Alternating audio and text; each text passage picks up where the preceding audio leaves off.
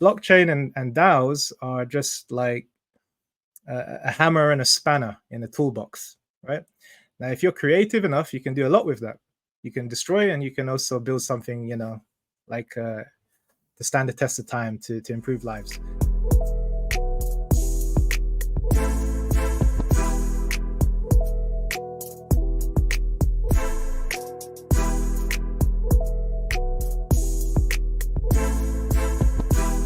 How do you ensure that greenwashing doesn't happen? You're actually contributing to environmental goals. You're actually building a blockchain solution that will do something for that particular cause, for that particular field, and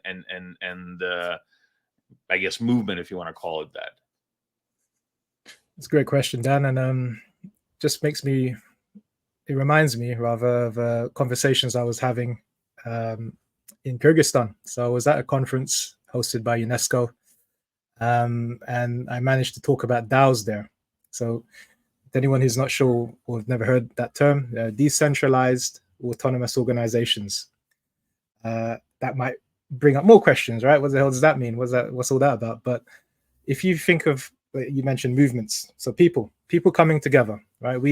Us four on screen right now, we all agree that the systems have been failing at large, i.e. there is more inequality, or there's more environmental destruction, there's more illegal logging, even though there are goals and targets saying us as a country are committed to not doing that. We are breaking promises in a way. And I say we as a species. Now, blockchain and DAOs are just like a hammer and a spanner in a toolbox, right? Now, if you're creative enough, you can do a lot with that. You can destroy, and you can also build something, like to stand the test of time to improve lives. And bringing people together when they are all in competing interests, when they're like, oh, why would I work with you? What's in it for me? With a DAO, you can have very clear charters, right? Where you all sign up to something and you agree that you're going to be part of this community, this group, and it's recorded on chain with a date and a stamp, and it's immutable, can't be deleted. Then you can go deeper into that and give people power to vote on matters and to manage funds.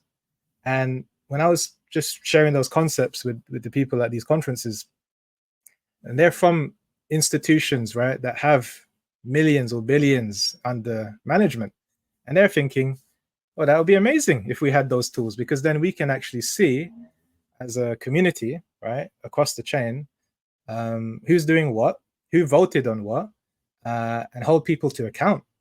If you're saying you're going to build more roads, and you need this much to build more roads, and you make it an open, transparent process, anyone that doesn't say what they're going to do, or anyone that attempts to siphon funds for something else, it will be made apparent. But it can't actually be, what's it called? It can't be its full potential and effective without the reality of working in the systems and the structures we already have, right? So the regulators, the agencies who are there to be independent watchdogs, checks and balances, they need to understand how these things work, because it's going to make their jobs better. It's going to make their lives more impactful as well. So that takes time to build up capacity building on their front. But then, as you know, there's many blockchains. There's so many things happening in this space. So where do people start, right? And that's a challenge, a real challenge for people in decision-making arenas, like how to make that journey. Where do they start? And that comes back to how we were operating, on a human level, offering access to education, resources, introductions, showing and not telling. Like if I show people a website where there's actual real-world impact being done by this company, which addresses the problems that you say you want to solve, you should learn from them. That's how we all improve, I would imagine. Awesome. One of the things, Raz, if it's all right, Brian, I'll just jump in. One of the things that we've always thought about as a company, and some of the advisors have given advice on, is with supply chains, with collateral risk management, with cross-border trade. There's a lot of things you can do at the end of the day to manage risks.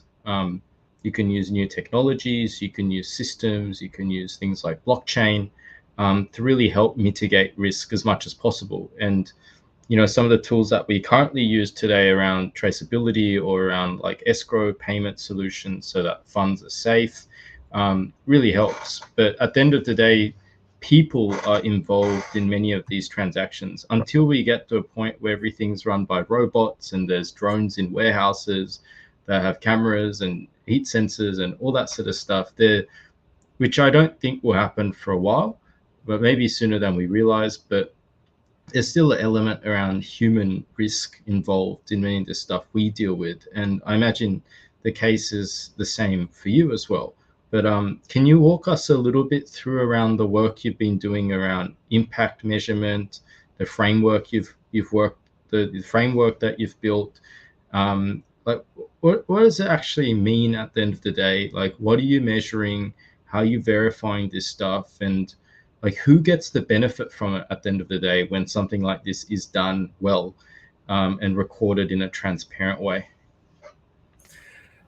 Great question. And like, just to clarify, like, when we began this journey at Sustainable ADA, and we're talking about real world impact, and then you realize in the bigger picture of things, people have been working on this for decades, right? Before I was born, even talking about how to build a better world.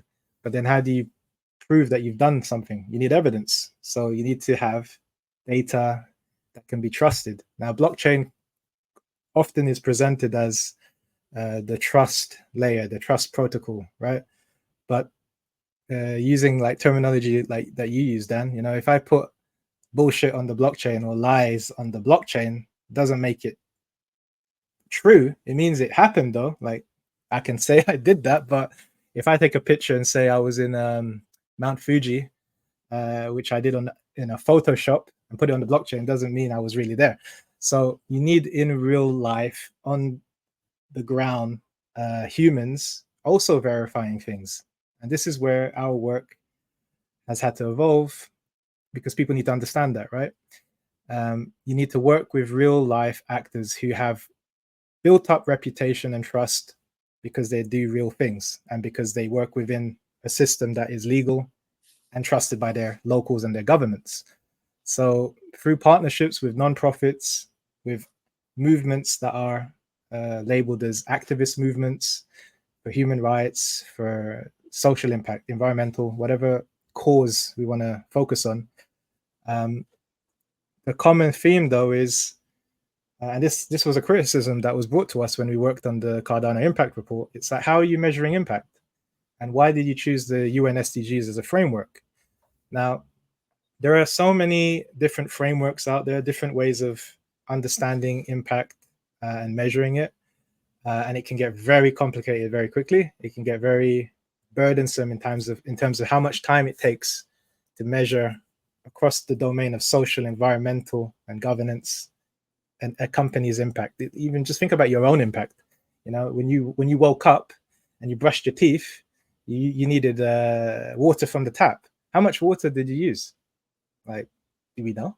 So all these things throughout a day in a company's life, it has inputs, things it needs to run, and then it has outputs, right? And then it has an effect on its local and global, maybe, or national environment and people.